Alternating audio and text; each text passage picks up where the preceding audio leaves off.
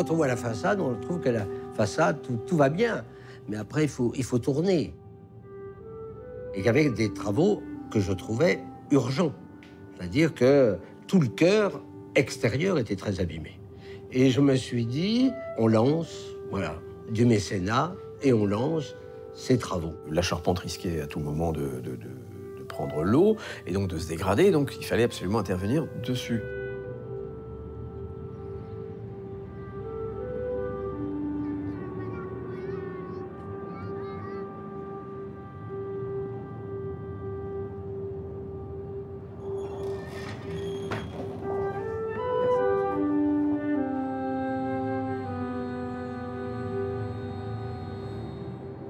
C'était la première fois, effectivement, de mémoire qu'on a installé un ascenseur pour aller jusqu'à 100 mètres du sol. Donc il y en avait deux qui étaient prévus. Il y en avait un qui montait jusqu'à la première plateforme, là où on est arrivé, puis ensuite il y en avait un deuxième qui devait monter jusqu'au sommet.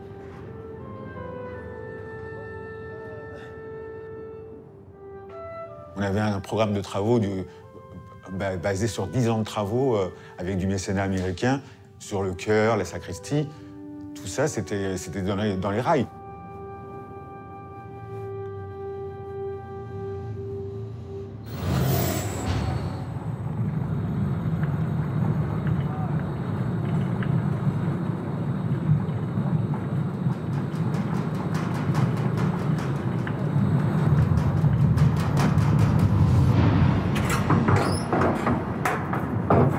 La flèche était une grande priorité parce que c'est un élément de charpente couvert de plomb qui culmine à 96 mètres du sol.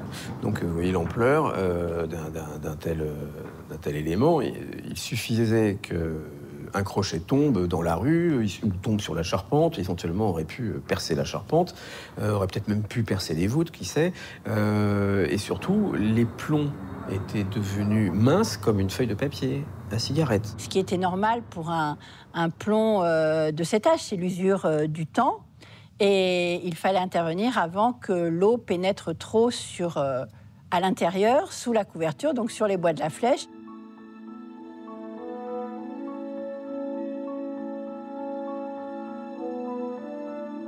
Viollet-le-Duc, il a fait le chef-d'œuvre de dessin, le chef-d'œuvre de proportion par rapport au monument et le chef-d'œuvre structurel parce qu'elle était indestructible.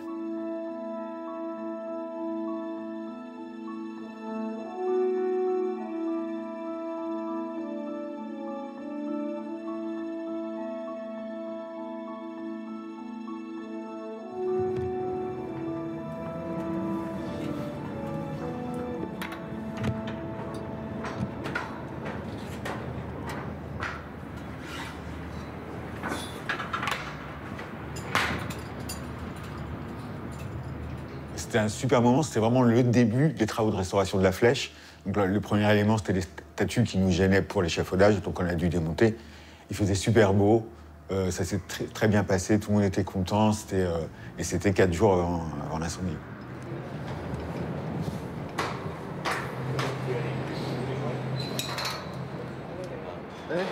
C'est bien. Les statues en cuivre étaient rouillées. Là aussi, elles n'avaient jamais été restaurées. Toute la structure métallique intérieure était corrodée. Il y avait des effets de pile entre le fer et le cuivre. C'était des grands malades, hein, les statues qu'on a enlevées le jeudi avant l'incendie. On leur a donc enlevé la tête pour voir exactement comment c'était conçu, parce qu'on doit les sortir. On l'a tellement manipulé que... C'est toutes les têtes qui ont été déposées des statues. Ben ça, on ne sait pas. Est 1, ça c'est pas Gégène, ça. C'est lequel votre préféré? Ah ben Eugène, Viollet-le-Duc, bien entendu. Mais après, on pourra les regarder tous de près, peut-être que je changerai d'avis.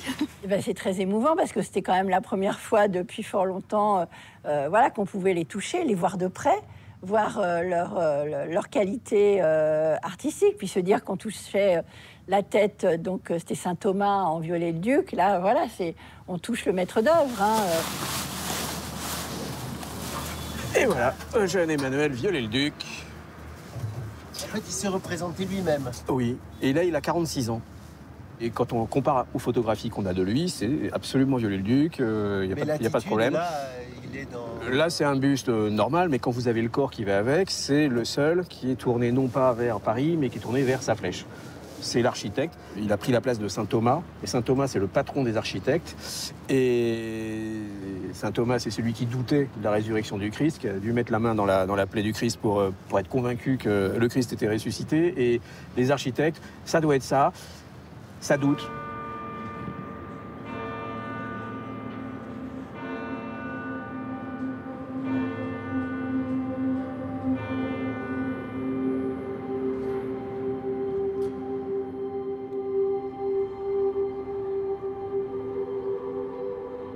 Le ciel était bleu, il n'y avait pas de vent, c'était extraordinaire. La lumière était très belle.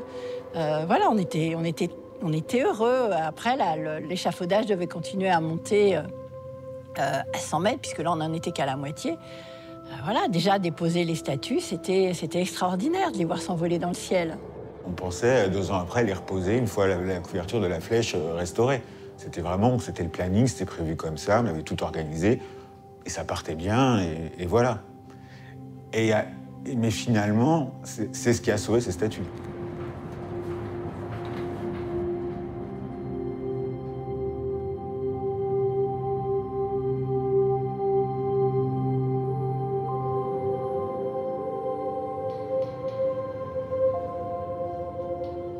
Ces statues-là ont été littéralement miraculées.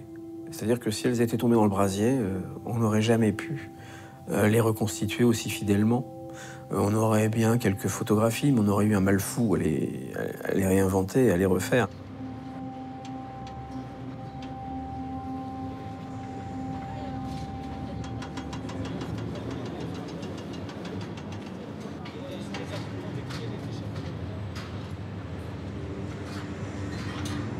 Là, c'est l'emplacement d'une des statues, qui, oui, ça y est, s'est envolée. Et oui, elle est partie.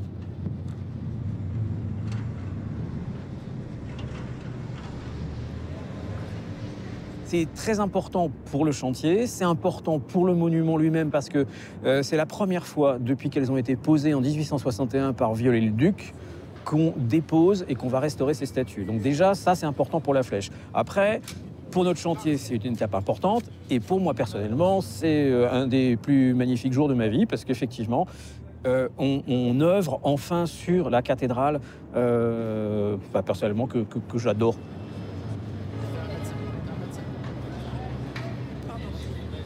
Moi, quand j'étais gosse et que j'allais à Notre-Dame de Paris, j'étais en bas et je regardais les voûtes, je rêvais d'être un jour l'architecte en charge de Notre-Dame de Paris et de restaurer la flèche de Viollet-le-Duc. Ça, j'en avais même pas rêvé. Et là, vous voyez, c'est quelque chose qui se fait. C'est un moment d'être actif sur ce monument, mais tout en étant très, très angoissé un peu. C'est quand même Notre-Dame de Paris, c'est pas n'importe quel monument. C'est marrant parce que j'ai une espèce de prémonition.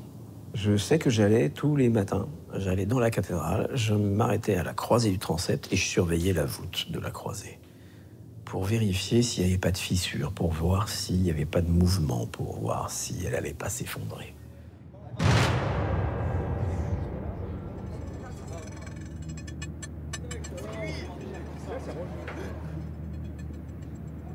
Ils en sont la 8e statue qu'ils vont déposer, donc en reste 8.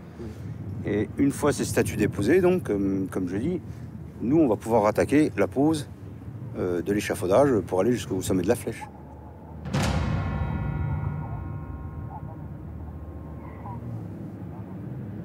On ne parle jamais des échafaudeurs, en fait. Mais sans les échafaudeurs, on ne peut rien faire. Comment accéder à des choses, voilà. C'est pas en travaux de cordiste que vous allez changer du plomb ou des tables de plomb qui pèsent 80 kg. Non, il faut un échafaudage. Ça demande encore à l'heure actuelle, en gros, on est encore à peu près 300-350 tonnes à monter. 350 tonnes à partir d'ici. Ouais, voilà. En plus, c'est un échafaudage, on ne se rend absolument pas compte de la complexité et de tous les tubes qu'il y a quand on est en bas. C'est absolument... c'est une forêt. C'est extraordinaire.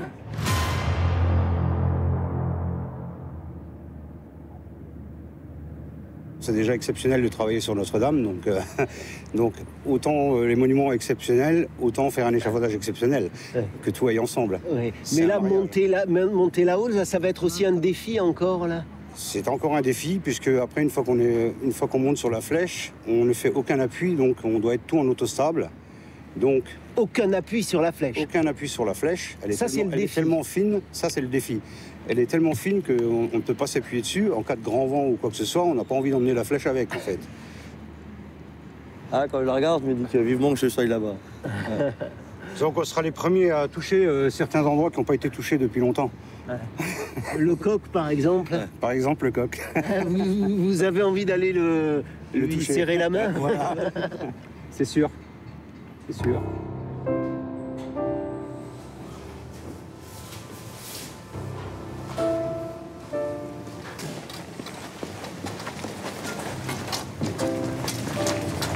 Elle doit être dans les tours, parce qu'il a oublié ça. Il doit être en face.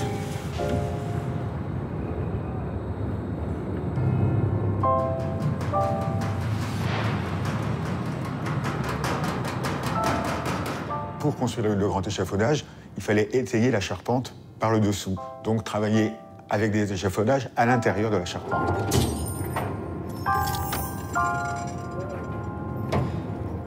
Pour pénétrer sur le chantier dans cette charpente, on a été obligé de revêtir une combinaison, un masque à ventilation intégré aussi, le casque évidemment. Là, vous poussez, et ensuite, vous serrez à la largeur de votre visage. Là, hop, ça c'est donné. D'accord. Ça c'est obligatoire. Ça c'est obligatoire. C'est pour pouvoir respirer, c'est ça. Tu vas pouvoir filmer avec ça? Ouais, ça va aller. Ça va aller. On a impeccable. On met la capuche aussi. Voilà. Allez, casque.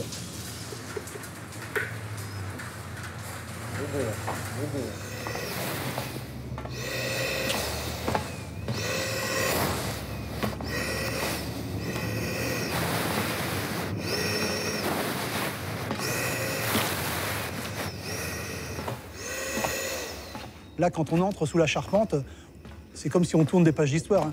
On se dit, il y a Quasimodo qui va arriver. Je n'imagine pas, mais personne ne peut imaginer qu'on sera les derniers à faire ces images-là. Ce sont les seules images des ouvriers qui travaillent sous la charpente, parce que personne n'est, à part les ouvriers, n'est rentré entre le 10 avril et le 15 avril. Je vais peut-être aller voir déjà cela.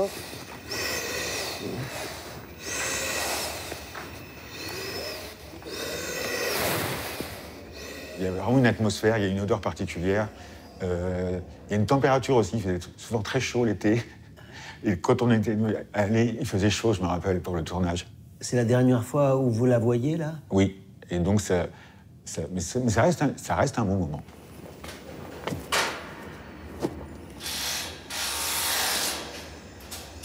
Ces combinaisons sont pour nous protéger des poussières de plomb qui sont susceptibles d'être dans l'atmosphère de la charpente, comme la couverture de la caverne est entièrement en plomb. Et nous avons fait des tests d'empoussièrement justement sur cette partie et nous attendons les résultats pour pouvoir échapper à ces combinaisons et à ce masque. Et évidemment, ça complexifie le chantier, ça le ralentit. Il va au niveau de la croix. Ah ouais, mais tu peux pas le reprendre au-dessus. Cet escalier mythique de Viollet-le-Duc pour monter dans les étages supérieurs de la flèche, qui est un très très bel escalier en colimaçon. Les tours, elles sont en face. Donc là, on est à l'ouest. On va faire à peu près le même système en haut.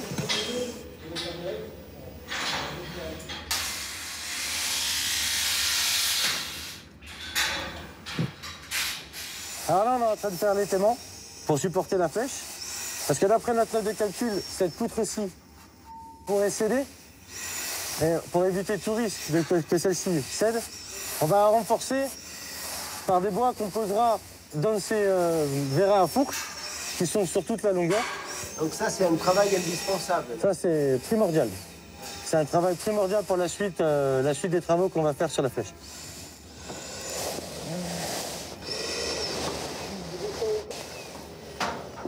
On voit une multitude de pièces d'échafaudage. Là, vous rentrez dans la charpente, vous voyez une multitude de bois, de chevrons, de pannes. C'est vraiment C'est magnifique quand on voit ça.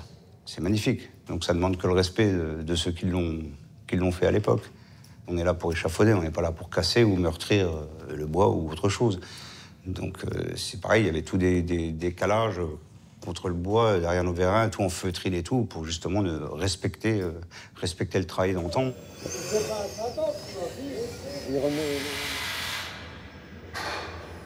Cette charpente, elle avait été préservée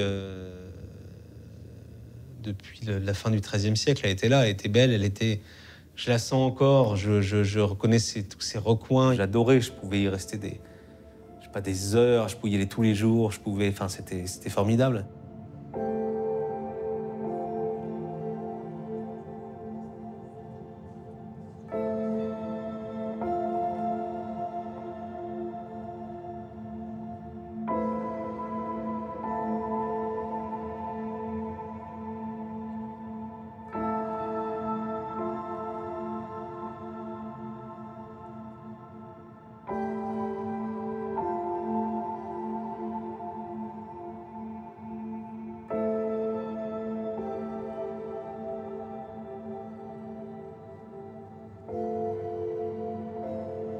La charpente a un côté vivant, a un côté... il y a presque une âme dans la charpente. On voit le type, on sent le type qui a taillé le bois, qui a mis la cheville, qui a placé... On les sent. Et c'est vrai que la charpente était, on va dire, presque habitée par une espèce d'esprit humain.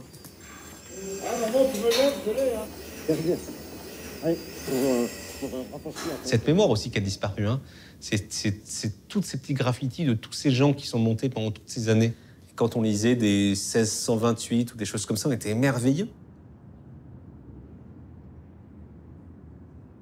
Et là, on voit un détail intéressant, une plaque où il y a écrit « Cette flèche a été faite en l'an 1859 par Monsieur Viollet-le-Duc, architecte de la cathédrale, et avec les compagnons du devoir, charpentiers. » Donc ça, c'est toute façon visuelle. Et ça continue à tenir. Vous tournez la tête à gauche, à droite, et il y a du bois partout. Donc c'est vraiment, comme il disait, la forêt, c'est vraiment ça, quoi. Il manquait plus que les feuilles et on se perdait là-dedans.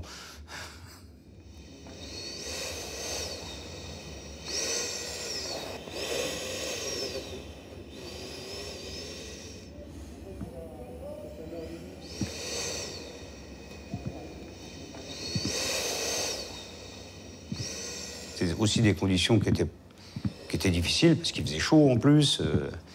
Voilà.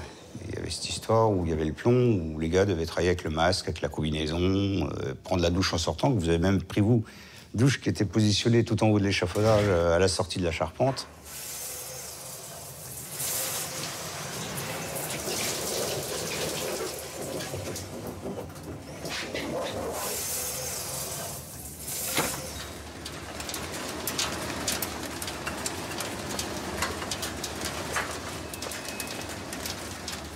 On est passé de la joie, on était content de notre travail, tout allait bien, et tout s'écroule, vraiment tout s'écroule. C'est comme dans la vie, si vous voulez, quand il y a un accident ou quoi que ce soit, on bascule vite du bonheur à la détresse.